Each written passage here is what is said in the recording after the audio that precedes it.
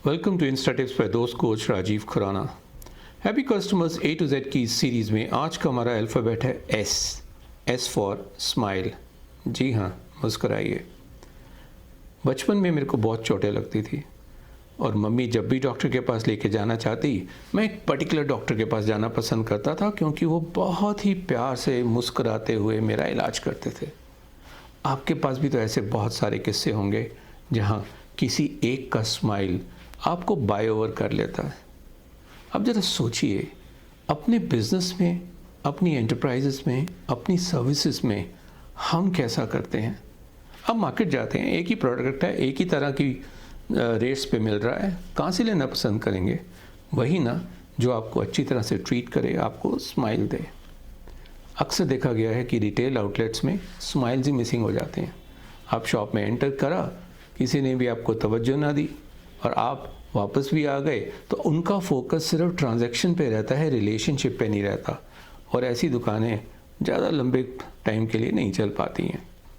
हमें सोचना पड़ेगा कि किस तरह से हम अपनी कस्टमर रिटेंशन एंड रिलेशनशिप पे फोकस कर सकें। आप बिजनेसमैन हैं, अच्छी तरह से समझते हैं कि कम लागत पे ज़्यादा मुनाफा होना चाहिए। बिल्कुल सही है। तो फिर ज़्यादा लागत पे कम मुनाफा तो नुकसान होता है ना। ऐसा होता है जब हम स्माइल नहीं करते। रिसर्च ये कहती है कि हमारे फेस के 43 मसल्स लगते हैं अगर हमने फ्राउन किया, गुस्सा दिखाया, और सिर्फ 17 मसल्स लगते हैं जब हम मुस्कराते हैं। तो कम खर्चे का काम कीजिए ना और देखिए ये इन्वेस्टमेंट आपको कितना हाई डिविडेंड दे सकती है। मज़े की बात है कि ओनली ह्यूमन बींग्स स्माइल, और हम जो ये गिफ्ट है खुदा की दी हुई, उसका सही इस्तेमाल नहीं कर पाते। कुछ प्रोफेशंस ऐसे हैं जहाँ पर इसके बिना तो गुजारा ही नहीं है। होटल इंडस्ट्री देख लीजिए, ट्रैवल ट्रेड देख लीजिए, ज्वेलर्स देख लीजिए। अगर आप स्माइल करना नहीं जानते तो बात नहीं बनती। इसलिए अगली बार जब आप किसी को रिक्रूट करना चाहें, ख़ास तौर से आपकी संस्था के मैनेजर्स, लीडर्स, उनके स्माइल क्वोशंट को भी समझने की कोशिश कीजिए। अगर जो बिल्कुल सीरियस और सड़ियल रहने वाला मैनेजर है, दूर रखिए उसको अपने बिजनेस से, बहुत नुकसान देगा। बेहतर होगा आप अपने बारे में भी सोचिए, क्योंकि आपको भी शायद अपने स्माइल क्वोशंट को बढ़ाना होगा और खुद में चेंजेस लाने होंगे। कैसे करेंगे ये? मैं 5 पॉइंट्स बताता हूँ। पहला, स्माइल का ही ले लेते हैं एक्रोनिम। तो पहला एस, स्टार्ट विद योरसेल्फ। खुद अपने पे लगाइए। अगर आप बिल्कुल सीरियस तरीके से जाना पसंद करते हैं काम के ऊपर, तो थोड़ा मुस्कुराते हुए एंट्री लगाइए, सबको अच्छी तरह से मुस्कुराइए and make it a habit. क्योंकि पुरानी कहावत है ना, जब किसी काम को बार बार लगातार करते हैं तो एक नई हैबिट बन जाती है और ये habit over the period of time आपका बिहेवियर बन जाता है।